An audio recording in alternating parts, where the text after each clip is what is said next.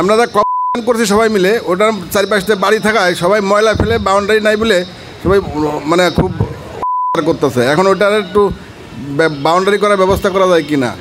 সাধুপাড়ার সরকারি অনুদানে প্রায় 500 ফিট একটা সুরুজ লাইন হয়েছে, পানির লাইন, কিন্তু লাইনটার ভিতরে প্রায় 100 ফ্যামিলি আছে। লাইনটাতে যে পানি আউট হবে এই ধরনের কোনো কাজকর্ম কমপ্লিট করা হয় না, আনকমপ্লিট করে আছে। 8 নম্বর ওয়ার্ডে সাধুপাড়া। আমি দুর্গাপুর 2 নং ওয়ার্ড থেকে বলছি।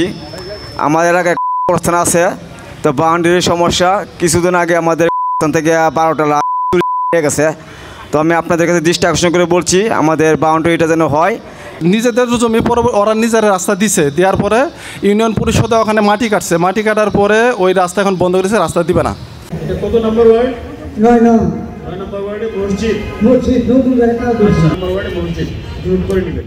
চলমান কর্মসূচি আপনারা জানেন যে আমরা সাভার উপজেলার 12টি ইউনিয়নেই যাচ্ছি।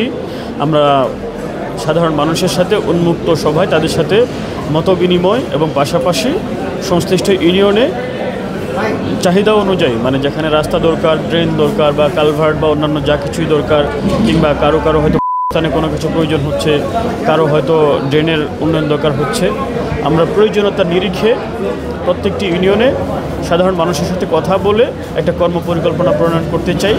সেটা হবে 5 বছর মেয়াদী একটি কর্মপরিকল্পনা। এতে আমাদের ঢাকা জেলা প্রশাসনের পক্ষ থেকেও এই উদ্যোগটি গ্রহণ করা হয়েছে। পাশাপাশি আমরা উপজেলা প্রশাসন থেকেও আমার সাভার উপজেলার 12টি ইউনিয়নে আমরা যাচ্ছি, সাধারণ মানুষের সাথে কথা বলে তাদের চাহিদার নিরিখে আমাদের কর্মপরিকল্পনা প্রণয়ন করাই মূলত আমাদের প্রকৃত লক্ষ্য।